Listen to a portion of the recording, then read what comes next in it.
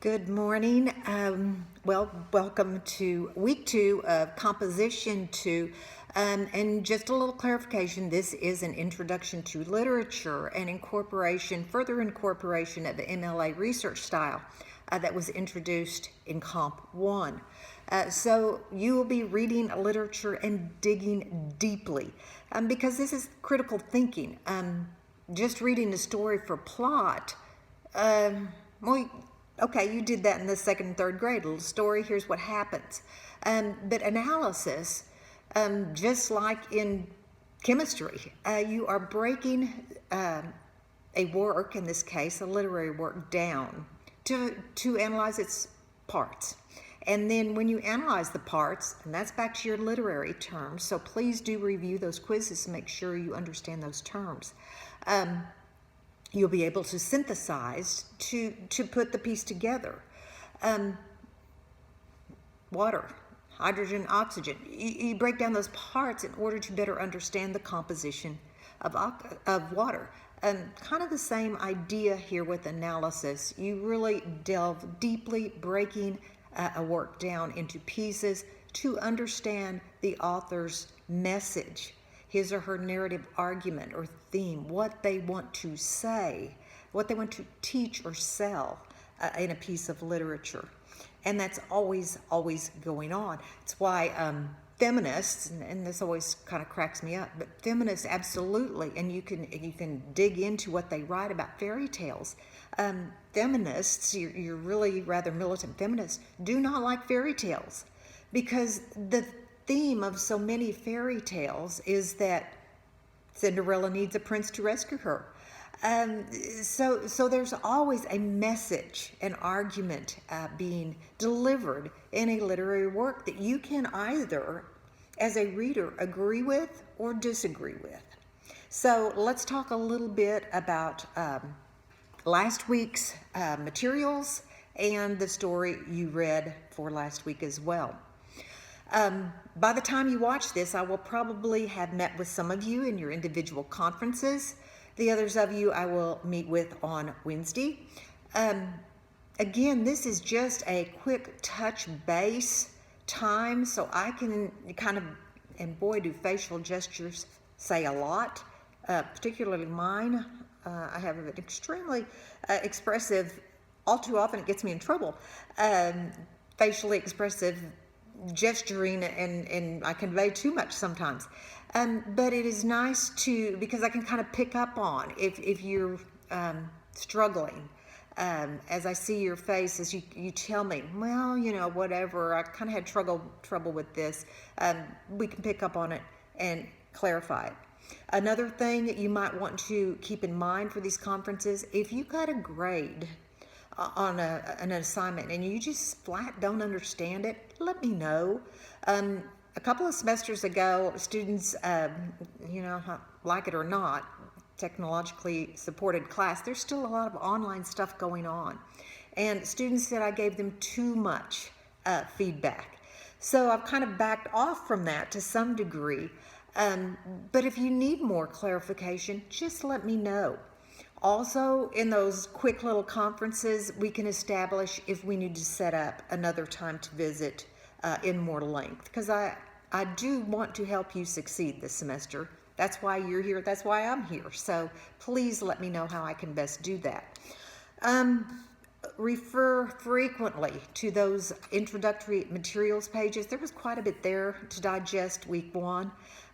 However, sometimes a student will text or call, have a question. I'll say, that is really covered on one of those introductory pages, and refer them right back there. I think the more, they're not particularly fun, but I think the more you read those, a lot of things will become increasingly clear.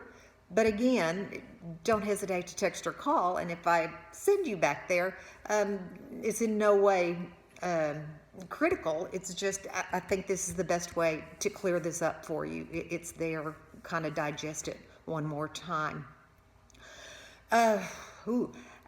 Gave you a page in your introductory materials on first, second, and third person writing.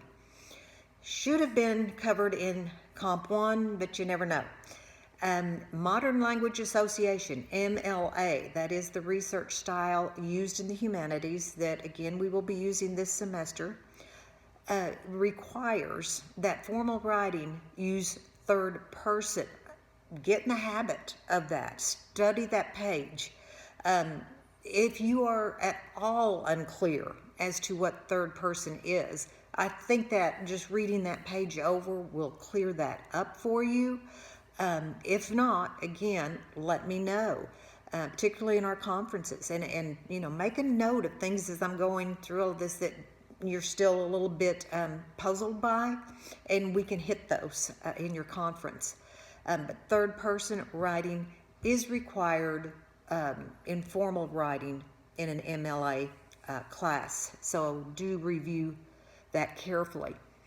On your sidebar, course menu, in all caps I think, it's online tutoring. You are paying for these tutors. Most of them are, I think, pretty good, and right now they are waiting for students to help. Even a little discussion post, which I can't really mark on. I don't have that capability via Blackboard. But if I say watch editing, you can send any assignment and any writing you've done with it to these tutors and just simply say, I need to brush this up a little bit. Can you help me? It's what they're there for. Turnaround time has been quick. So take advantage of these tutors. I've given you you can call them and visit with them first. If you don't get enough help, send it again and just say, okay, that helped some. I need a little more specific help in this area. Let me know how that goes, because it should be quite helpful and your grades should improve when you use those. Also, every week I will post on Monday mornings weekly commentaries, which go through the prior week's materials just right down the line. Sometimes I will use student responses there, so you can kind of get a feel for what worked well, where you might have been on the mark or a little off the mark. But take time, and you are going to be held responsible for what's given there, because it's like a quick review. It's like if we were in class, kind of a follow-up lecture. Oh, here's how you did on this quiz as a group, and here's what we want to hit and make sure you're all on top of. So do take time to read those. I think you'll find it worth your time. Okay, let's go back to your story for last week. There will come soft rains. Just do a little bit of discussion and clarification. First of all, you did have a discussion post asking you about the purpose, to address the purpose. Why on earth did Bradbury insert Teasdale's poem into his story? Of course, he's echoing much of what she says throughout. Used her title of her poem for his own short story. But it's most unusual for a writer to include an entire work by another writer and incorporate it into the story. He did it quite cleverly, by having the former woman who lived in that house. Oh, this was her favorite poem, and it goes off every morning. Boy, is that ironic that this was her favorite poem in light of what's going on in the story. And Sustanna, and I kind of asked, what did she see as the purpose? And she said contrast, that the poem is much more gentle and hopeful than the short story. Well, I would agree to a point, but not completely with her analysis, because I think, again, the fact that the poem ends on a note of, there's been a war. Keep in mind that Teasdale wrote the poem right at the end of World War I, the Great War to end all wars. Horrific weaponry had been invented at this time. Technology had advanced really beyond anticipation of some of the effects. And the war was a butchery in many ways. So she sees that war has been horrific, that nature goes on after all of this destruction. The poem starts with its being springtime and birth and rebirth, and spring is always a symbol of the newness of life and kind of hope. But as the poem goes on, and like line 7, there is that war, sudden statement, and destruction. And okay, mankind has totally perished, but utterly perished. But nature goes on. Well, I'm not so sure how very hopeful that is, because what does it really matter if nature continues and there is no human being left to appreciate it? It's kind of an empty void. So 1919, she saw that war and that newer technologies was absolutely and could be totally destructive for humankind. Well, that's exactly what has happened in the short story. A brief mention of evidently some sort of nuclear nightmare, but this house, yes, a suspension of belief. This house has survived. This house is personified. It acts very human-like. It wakes up each day and gets things going and has a routine. It listens to music, listens to poetry. But in the end, it is destroyed as well. It is very symbolic of the end of all civilization. Nothing remains behind. So you've gone from 1919 to Ray Bradbury writing in 1950 after the nightmare of World War II.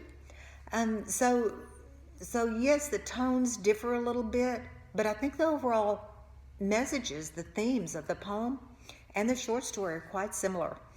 That modern technological warfare is a much different thing than in the days of Braveheart, you know, when you had the two lines of the Scottish and the British lined up against each other. Certainly horrific death, but localized and not on a worldwide scale with weapons that can wipe out hundreds of thousands in a single instant. So both are works, again, of caution. We need to be careful with what we do with our modern technologies, particularly when it comes to any kind of declaration of war. And I think both works are fairly effective. They achieve what they set out to do. Let me know if you have any questions about either their discussion post answers or your Dropbox assignment grades. Please speak up in your conferences. We'll talk about these further. Okay, so for this week, a great story. I think it's a little lengthy. Keep that in mind. E.M. Forster, the author, wrote the story in 1909. And I think first you've got to kind of historically contextualize that there was very little technology per se in 1909. We're just following, however, the Industrial Revolution. And there was a Paris exposition, we would call it a World Fair. And you had a display at this World's Fair of every country in the world and where they were with the creation of industrial machines. And people were actually, unbelievably, swooning in front of some of these machines, just in awe of what these machines could do. and how they would replace human labor. And E.M. Forster ran with this, as did other writers, foreseeing where all of this could possibly go. And I would argue and suggest that some of these dystopian writers are amazingly, or were amazingly prophetic. And prophetic, root word prophet. They had an ability to envision, almost have visions of, boy, they nailed some of where we are today. I want to mention one other work that I would not suggest you reading because it's really hard to read. Nonfiction by Henry James. And he was at this Paris World's Fair. It's called The Dynamo and the Virgin. And the dynamo was a word that was kind of used to capture, it was dynamic, all of this industrial machinery that he saw at the World's Fair, Paris Exposition. And he wondered, as he watched people looking at all of this and their reactions, he wondered if this new machinery leading to technology would replace the worship of anything spiritual. He captured that with the word virgin, referring back to the Madonna, the Judeo-Christianity belief. So as he observed all of this, he really, in his essay, again, it's hard to read, debated whether or not this new industrial technology would become so worshipped that it would actually replace a spiritual element in humankind. Again, I would say somewhat prophetic. So all of this was kind of going on at the time Forster wrote this story, The Machine Stops. So kind of keep that in mind. I think it will help you make a little bit of sense of it. I don't want to give too much away about the story. Just remind you, do not wait till the last minute. You will have a discussion post again.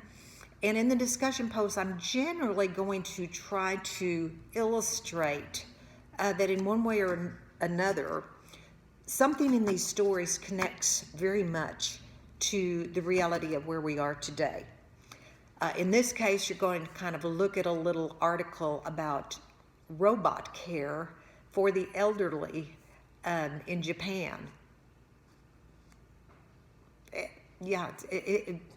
Even to the point that these people, elderly people in Japan in nursing homes, are so excited when their little robot comes in because that's their only socialization of the day.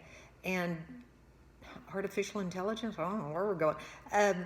But these kind of robotic forms almost replace human interaction. So certainly that's an interesting tie-in you will find to this story. Then your Dropbox assignments focus more on literary analysis. Okay, that's just kind of a quick setup for the week and a quick review of last week's work. Again, I want to remind you, take time to read those weekly commentaries. Students always tell me at the end of the course that they were really helpful, that they really liked kind of, being forced sometimes to look at other students' responses that, worked really well, that it helped clarify for them where they needed to dig maybe a little deeper. And that's basically what critical thinking is. You're not going for surface. You're going for the bottom layers. What was the author really doing here? Okay, so I will see you in your individual conferences if I've not yet done so. In the meantime, don't hesitate to text or call, and have a good week. Bye.